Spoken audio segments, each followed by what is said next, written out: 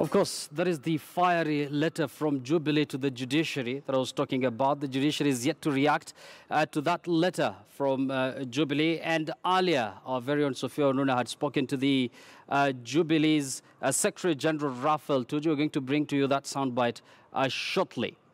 Now, is the minority coalition in Parliament, NASA, abdicating its crucial role of oversight by skipping the vetting, now a process of presidential appointees as well as parliamentary sessions? Now, according to Minority Leader in the National Assembly, John Mbadi, says they don't recognize the Jubilee regime.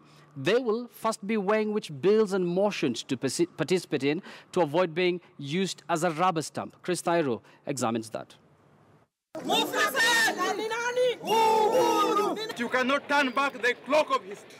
Sights and sounds of the 11th Parliament when Ugunja MP Opiyo Wandayi was frog-marched out of Parliament for disrupting President Uhuru Kenyatta's State of the Nation address.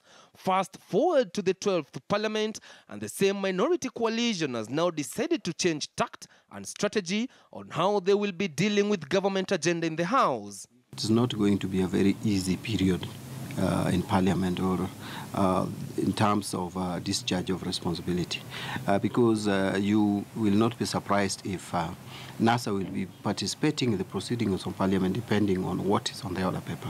I know the question is arising that therefore you are giving leeway, Jubilee leeway to ram through names which don't qualify.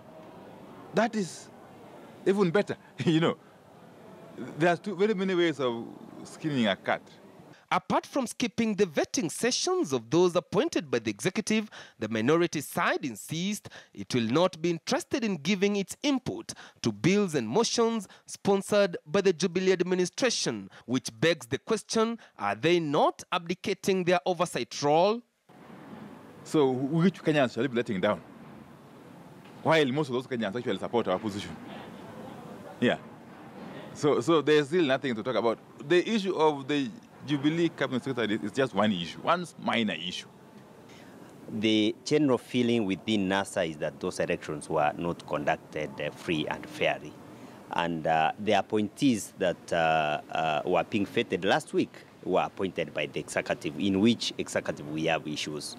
The opposition in any democracy is mandated to put the ruling party on its toes and challenge its policy in Parliament. Many are now at a loss as to what will happen if there is no body or position to oversee the government and other alternative policies. According to the leader of majority in the National Assembly, Aden Duly, the absence of members from the minority side does not hinder Parliament from performing its legislative duties. You know, this is an opposition which has no head and has no tail, both in the House and outside.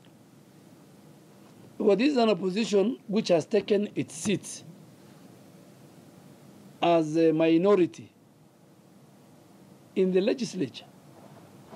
They occupy offices in Parliament. They use vehicles belonging to Parliament. They draw allowances, responsibility allowances, from Parliament. To bring this country back to normalcy and to have sanity prevail, you need serious discussion around, first, the executive. Two, we need what we have talked about regarding the electoral justice, regarding the reforms that we are demanding. There is a need for that discussion. Once the discussion kicks off, then I'm sure then we may make a decision as a coalition. As it stands, most of the members affiliated to NASA and termed to be rebels are yet to receive their security back, a move they have termed as dictatorial. My security was withdrawn on 30th, and I don't think I need security now. Now I'm fine. I am used to running my own things without security. In fact, I have come to realize that the police are a source of insecurity.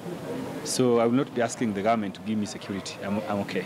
Now they want to make it as if, you know, this issue of security is a preserve of, you know, those who are in good terms with the government, and those who are against the government, they should not be given security. That is discrimination and is unconstitutional. The NASA coalition is expected to be meeting on a regular basis and decide on the bills and motions that they will be participating until the Jubilee regime agree to dialogue.